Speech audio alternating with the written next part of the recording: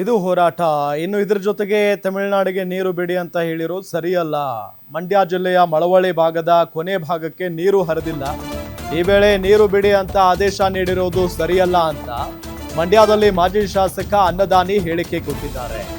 CM DKShi ಯಾವುದೇ ಕಾರಣಕ್ಕೂ ಆದೇಶ ಪಾಲಿಸಬಾರದು. ಬಂಗಾರಪ್ಪ ದೇವೇಗೌಡರು ಪ್ರಾಧಿಕಾರದ ಸೂಚನೆಯನ್ನ ಧಿಕ್ಕರಿಸಿದ್ರು. ಒಂದು ವೇಳೆ ನೀರು ಬಿಟ್ಟಿದ್ದೇ ಆದ್ರೆ ಹೋರಾಟ ಮಾಡೋ ಎಚ್ಚರಿಕೆಯನ್ನ ಕೂಡ ಕೊಟ್ಟಿದ್ದಾರೆ. ಈ ಸಂದರ್ಭದಲ್ಲಿ ಅನ್ನದಾನಿ ಒಂದು ಕಡೆ ಈಗಾಗಲೇ ಮಂಡ್ಯದಲ್ಲಿ ದೊಡ್ಡ ಮಟ್ಟದ ಹೋರಾಟ ಆರಂಭ ಆಗಿದೆ. ಅದಾದ ನಂತರ ಈಗ ಶಾಸಕ ಅನ್ನದಾನಿ ಅವರು ಕೂಡ ಮಾತಾಡಿದ್ದಾರೆ. ಯಾವುದೇ ಕಾರಣಕ್ಕೂ ಕೂಡ ನೀರು ಬಿಡಬೇಡಿ, CWRC ಈ ಆದೇಶ ನೀಡಿರೋದು ಸರಿಯಲ್ಲ. ಕರ್ನಾಟಕದಲ್ಲಿ ಮಳೆ ಕೂಡ ಇಲ್ಲ, ರೈತರಿಗೆ ಕಷ್ಟ ಆಗಿ ಹೋಗ್ಬಿಡುತ್ತೆ. ಜೊತೆಗೆ ಸಿಎಂ ಡಿಕೆಶಿ ಯಾವುದೇ ಕಾರಣಕ್ಕೂ ಕೂಡ ಈ CWRC ಹೊರಡಿಸಿರುವ ಆದೇಶವನ್ನ ಪಾಲಿಸಬಾರದು. ಬಂಗಾರಪ್ಪನವರು ದೇವೇಗೌಡರು ಪ್ರಾಧಿಕಾರದ ಸೂಚನೆಯನ್ನ ಧಿಕ್ಕರಿಸಿದ್ರು ಈ ಹಿಂದೆ. ಅದೇ ರೀತಿಯಾಗಿ ನಡೆದುಕೊಳ್ಬೇಕು ಸಿಎಂ DK ಶಿವಕುಮಾರ್. ಒಂದು ವೇಳೆ ನೀರು ಬಿಟ್ಟಿದ್ರೆ ನಾವು ಸುಮ್ಮನಿರಲ್ಲ, ದೊಡ್ಡ ಮಟ್ಟದ ಹೋರಾಟ ಮಾಡ್ತೀವಿ ಅಂತ ಹೇಳಿಕೆ ಕೊಟ್ಟಿದ್ದಾರೆ ಅನ್ನದಾನಿ. ಈಗೇನು ಒಂದು ದಿನಕ್ಕೆ 3,500 ಕ್ಯೂಸೆಕ್ಸ್ ನೀರು ಬಿಡಬೇಕು ಅಂದರೆ 4 TMC ನೀರನ್ನು 15 ದಿನದ ಒಳಗಡೆ ಬಿಡಬೇಕು ಅಂತೇಳಿ ಪ್ರಾಧಿಕಾರ ಆದೇಶ ಮಾಡಿದೆ.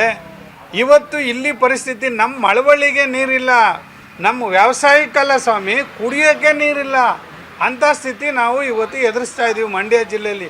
ನೀರು ಎಲ್ಲಿಂದ ಬಿಡೋಕ್ಕಾಗುತ್ತೆ? ಮಾನ್ಯ DK ಶಿವಕುಮಾರ್ ಜಿ ಅವರೇ, ನಾವು ಇಷ್ಟೇ ಹೇಳೋದು, ಯಾವುದೇ ಕಾರಣಕ್ಕೂ ಸಂದರ್ಭದಲ್ಲೂ ಬಂಗಾರಪ್ಪನವ್ರು ಏನು ನಿಲುವು ತಗೊಂಡಿದ್ರು ನೀರು ಬಿಡಲ್ಲ ಅಂತೇಳಿ, ದೇವೇಗೌಡ ಸಾಹೇಬ್ರು ಏನು ನೀರು ಬಿಡಲ್ಲ ಅಂತ ಹೇಳಿದರು, ನಿಲುವು ತಗೊಂಡಿದ್ರು, ಆ ನಿಲುವಿಗೆ ನೀವು ಕಟಿಬದ್ಧರಾಗಿ ಇವತ್ತು ತಮಿಳ್ನಾಡಿಗೆ ಮಳೆ ಬರ್ತಕ್ಕಂಥದ್ದು ಅವಕಾಶ ಇದೆ. ಇನ್ನು ಮುಂದಕ್ಕೆ, ಇನ್ನು ಮುಂದಿನ ತಿಂಗಳು ಮಳೆಗಾಲ ಅಲ್ಲಿ ತಮಿಳ್ನಾಡಲ್ಲಿ. ಇಲ್ಲಿ ಮಳೆಗಾಲ ಇದ್ದು ಒಟ್ಟಾಗಿದೆ, ಸಂಪೂರ್ಣವಾಗಿ ಮಳೆಗಾಲ ಕಂಪ್ಲೀಟ್ ನಾಶ.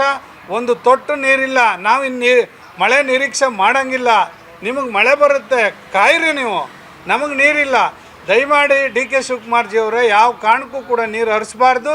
ನೀವೇನಾದರೂ ನೀರು ಹರಿಸಿದ್ರೆ ಮಂಡ್ಯ ಜಿಲ್ಲೆಯಲ್ಲಿ ಮತ್ತೊಂದು ದೊಡ್ಡ ಪ್ರತಿಭಟನೆಯನ್ನು ನೀವು ಎದುರಿಸಬೇಕಾಗುತ್ತೆ ಅಂತ ಈ ಮುಖಾಂತರ ಮಾಜಿ ಶಾಸಕನಾಗಿ ನಿಮಗೆ ಎಚ್ಚರಿಕೆ ಕೊಡ್ತಾ ಇದ್ದೀವಿ.